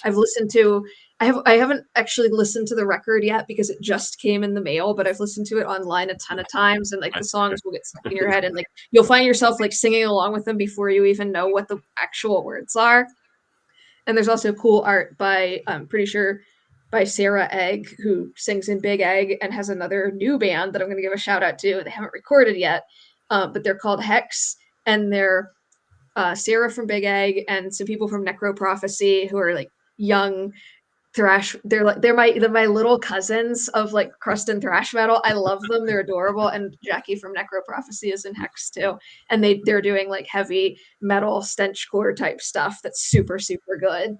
So we got a whole bunch of interesting things happening in Cleveland. And this one has high recommendations for this Zanny Stars record, high praise. Someone who watches this should score the last copy from that label Bandcamp before it disappears. It's on Paul, Just you're like you.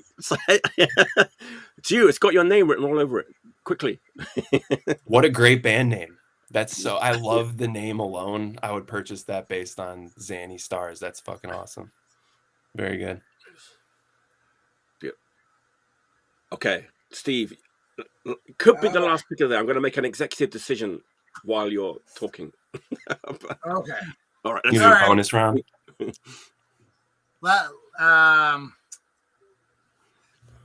Some good old-fashioned English peace punk. Oh my god, you're killing me, man! Someone posted that record in the group this week, and I was like, man, I love that record, and I don't have it, and I can't find it, and I've been looking for it again for 15. Oh my god, years.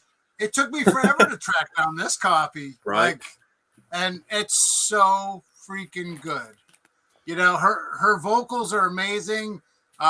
She's more tuneful than like say Dino from Dirt or the woman from Toxic Waste, but she also has her moments where she's squeaky like them.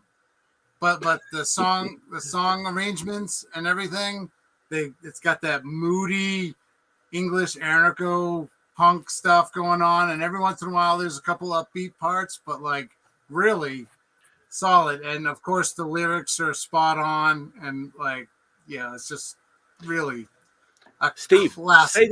say the name of the record and the name of the band for people who are just like at work on Monday and are not paying full attention. Okay, the name of the band is The Sears.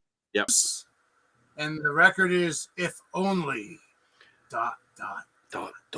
And I believe it's on Blurg record. It's on Blurg, yeah. So you know the Subhumans guys had something to do with this, and kind of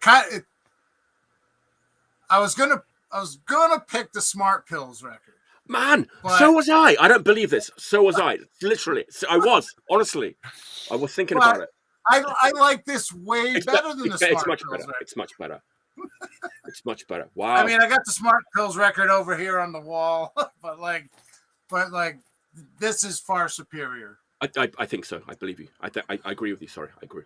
I've seen both bands as well. I've seen the Smart Pills a couple of times. Really?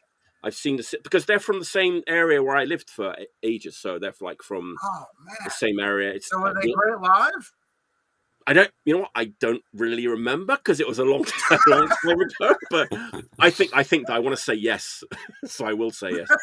But they're from the same area as the Subhumans, like Wiltshire. I think if I'm wrong, correct me, because Blurg tend to put out a lot of bands from that area of the west country of England, Somerset and like Wiltshire. the Wessex area. Wessex. Yes, yeah, with the white horse on the cover and everything. Yeah, yes. So they like to do like local bands. And I'm pretty sure that they were a local band, and I've definitely seen them at least once back then in the Shire. Well, I'm jealous because I'd love to have seen them. Now I want to get. Well, I'm jealous because I've been trying to get that record back, and it's kind of hard to find. And it hasn't been repressed. I don't think it's not on CD or anything. I don't think. But no, that's wallowing in the anarcho. Right. Yeah, under the waves. Yeah. Paul Curran, who I think he'll kill me because he watches the show. I think Paul was in Sedition. I think. Okay. And he was like posting all that stuff on the Facebook group this week, and I was like, "Stop it!" You're posting all the records that I can't find. So well, it's a good thing I haven't been paying attention to the. You didn't see that? That's an amazing coincidence because we've been talking about it like during the week. That's amazing. But yeah, I didn't see it. I've been super busy this week with work, so I haven't been looking at my phone as much as usual. But Steve, and I literally said to Brian, I said, "Hey, you know what? I think I'm going to pull out the Smart Pills record at the weekend because of what you've been talking about." And like you were thinking the same thing, and you hadn't even seen that conversation. Yeah. Well, you know what's funny is that like when I was going through the S section. And they were right next to each other. And I was like, right. And I'm like, oh, God, both of these are pretty great. What do I talk about? Okay, so forget what I just said. They were from the West Midlands. There you go. Oh, okay. Which is but we can pretend. We can make believe. Thanks, Simon. Cheers.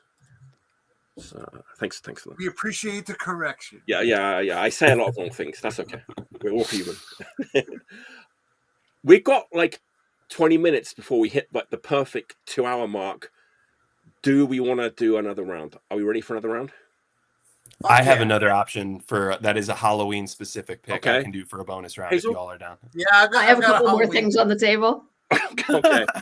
I have something. I'm not factually prepared for it, but I think I can wing it. All right. But yeah, right. It's like they're both hard to get now. Like both the Smart Pills and the Sears. They're not like they're not like super expensive like rare records. They just like never show up used. Yeah, I think people will hold on to them because they're that good. Right. All right. I was saying that the Sears are from Wiltshire, the Shire, the Shire, but they're actually not. But let's pretend that they were. So let's go to the Shire. It's been a while since we've been to the Shire. I'm gonna maybe ask Hazel to help me out on this, not with the name of the band, but some like technical questions about what you might find in the Shire. We'll go. So go like names of like plant and stuff, names of mushrooms and things. Okay, so 1970 England. I'm a latecomer to this woman, and she only made like one record like back in the day. Of course, I'm talking about Vashti Bunyan. She put out this one record. Look at that fucking Shire, the horse, and look at that. We're in the Shire here, but I mean, apparently she doesn't like being called a folk singer. But this is like very much like rustic, like English folk of the era. But it's unique and it sounds so.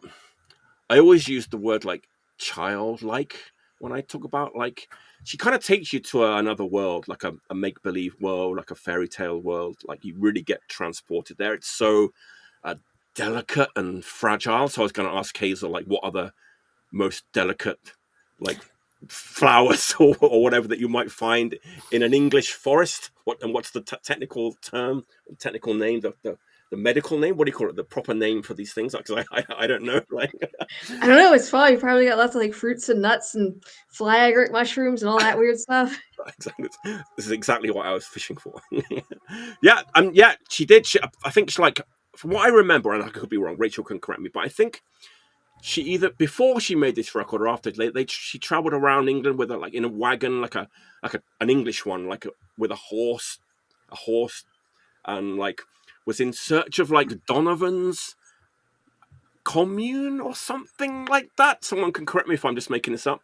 But anyway, she made this record and then vanished. Didn't do anything else. That was it. This is a reissue, by the way. You can pick these records up these days. It's being reissued. But the record I'm going to actually talk about is she came back. Oh man, he's just slamming all kinds of extra bits in there. I love it. I've been building up to that. I was thinking about showing it next week, but I'm not ready. But now we can talk about Melanie, because like Melanie, you know, yes, she does the same thing where her voice kind of transports you to another place at another time the minute you hear her voice. I mean, this is even like more like fragile and childlike and delicate than I love Melanie too. That was another great. That was an Alpist recommendation, I think, was Melanie. So she disappeared, and then in 2005, sorry, like she came back with this record. Just want a creature that you. Ooh, cool. Right. Beautiful. Look, this is called Look Aftering. This is like the deluxe version that came out this year. It's the most recent reissue of this record. Vashti Bunyan, Look Aftering. It's like she just started where she'd left off in 1970. It's funny though. I have read a little bit about it because I was planning on showing it at some point, and it sounds like so organic and rustic and of the Shire, but apparently she did it all on a computer, which like so ruins like everyone, even like the super delicate like piano parts and stuff. Apparently she did it on a Mac, like meticulously, like each part she did, but it doesn't sound like it. I mean, she had me fooled, but man, I'm not sure. There might be a little bit of what I call Nick Drake syndrome going on with this woman right now. It's like she was totally unknown, and suddenly every hipster in the coffee shop loves this woman, and you know what I mean. And I don't think any of her music has been in a car commercial or anything yet, but it's people are discovering her, which is great. And then she made another record in a few years later, and then she said that's going to be my last record, and everything I do is just going to be online. I'm not going to release any more like physical product. I actually have that. I have that too. I can show it. But this is the most recent record. Look at that! Come on, jammed another one in there. It's the same woman. It's okay. It's acceptable. But yeah, I mean, beautiful stuff. But yeah, Vashti Bunyan. It's not on Discord. It's true. Discord record. There you go. This is going to be my official pick. This one record, Look Aftering expanded edition from 2025 on the Christina Stair Builders records. So check it out. There you go. I sneaked it in. There you go. All right, Very Eric. nice. What's your bonus pick for tonight? All right. I have a soundtrack. Well, sort of a soundtrack, I guess. This one was original like lineup I was going to use for the Halloween episode before I like nuked my original list and just went with all the newer stuff I've been liking. But this is a live performance of a band called Goblin. Oh, and it is Goblin. This is Goblin performing the theme from Suspiria live and their theme from Dawn of the Dead live as well. Oh man. I have no recollection of when I got this. Honestly, like I don't remember getting this. I don't remember ordering it, but I've had it for what feels like forever. Goblin is like really, I mean, it sounds like there's familiarity here, but they're just like Italian sort of prog rocky soundtrack band essentially from, like I said, like late 70s Italy. They had an album come out that the director Dario Argento liked their music, picked a couple of their songs and put it in one of his movies, and then they kind of like blew up. They did Suspiria, and they became like the Italian band to be in these like 70s and 80s Italian Gaio movies or these like horror movies. But yeah, the song itself, the theme from Suspiria is like scary. I mean, it's like genuinely like a freaky sounding song. Like it really makes the movie, I think. The movie is also excellent, but I think the music. It makes sure the hairs on the back of your neck stand on end. Man, it's so effective. And like, it's cool too, though, because if you listen to the entire actual soundtrack, they kind of get like funky in some of their songs. Like it's kind of Italo pop almost, like disco. Yeah. Which I love that shit too. But yes. I love this song. I love this band. I did see them or an iteration of Goblin perform a bunch of their music in Chicago. They were touring and they would just place different selections with the movies like projected behind them. The main dude in Goblin was just like sitting in a folding chair up front the whole time, just wailing on his guitar. It was awesome. Like it was really, I'm a big horror movie fan. It was like a bucket list thing for me. But yes.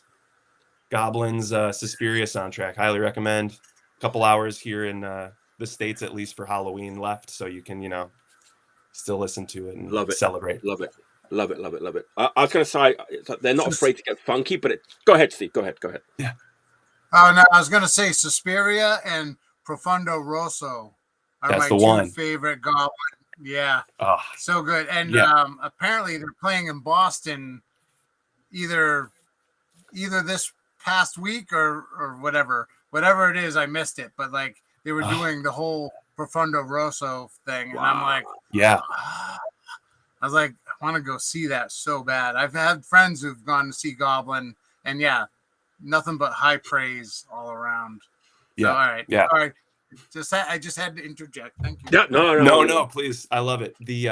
It's kind of funny. They do the one last thing. I'm sorry to yap in here, go ahead. Dawn of the Dead, that version that they do, or their song from Dawn of the Dead was actually like the movie came out, and when it was released in Italy, they dubbed over the soundtrack that was originally in it with this music because they were just like so popular. It like became almost like a selling point of the movie when it was released out there. So like just an idea of their sort of where they were at in pop culture. They were a pretty big deal at a point. So good. I like Roller too. I'm not sure if that's a soundtrack LP too.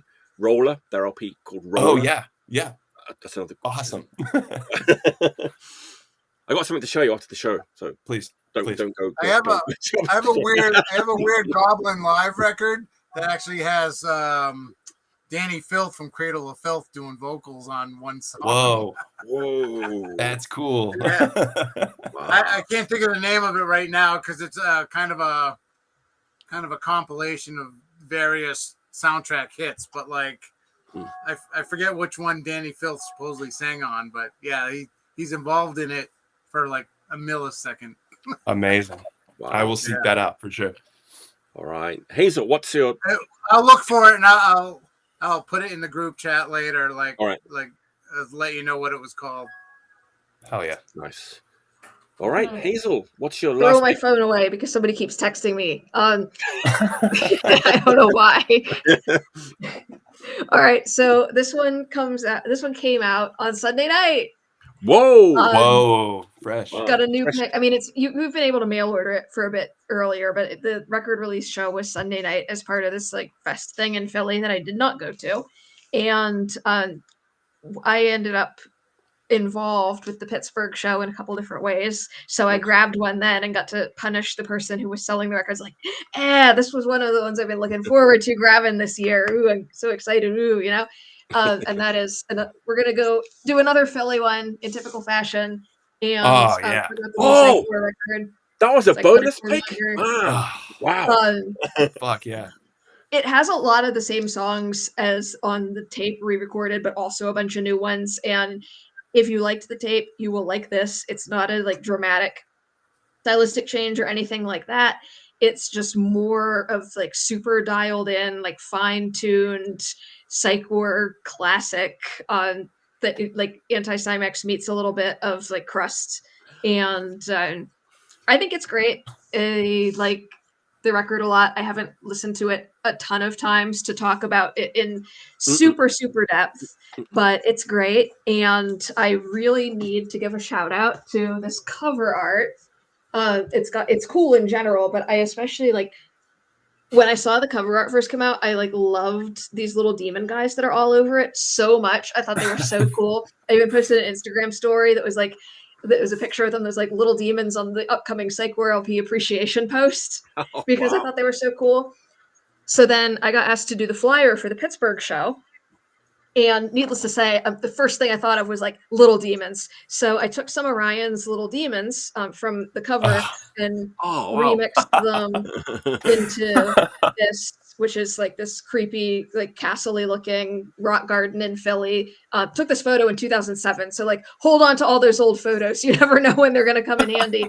And use some like stonework and Japanese decorative arts borders and stuff on this, and had a really fun time with this project. I ended up playing the show too, so that was really fun. Nice. And then me and my bandmate Scotty went up to Cleveland for the Cleveland show the day afterward, and both nights were great. I taught lab on 3 hours of sleep the next day, and it's super worth it. I really wanted to go to their Detroit show too.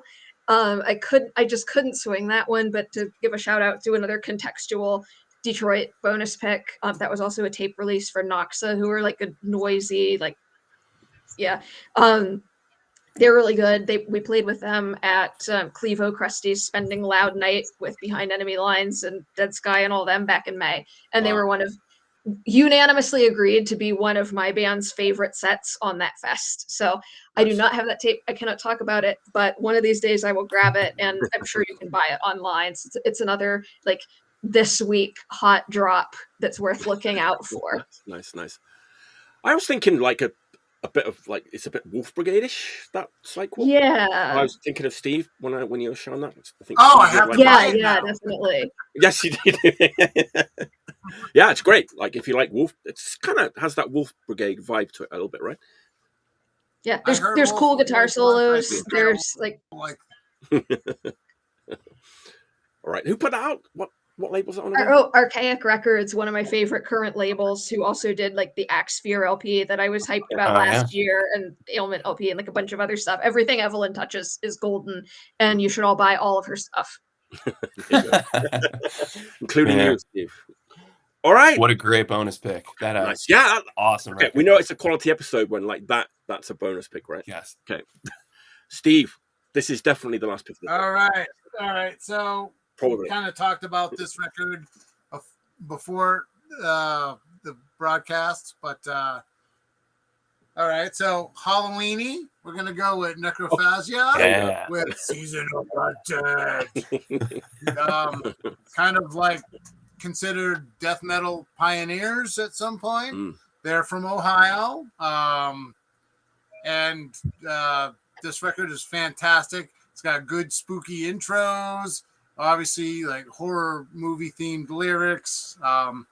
The cover art was done by a friend of mine, Drew Elliott, who did a lot of covers for New Renaissance Records in the mid 80s. Wow. Okay. And he did a ton of their covers.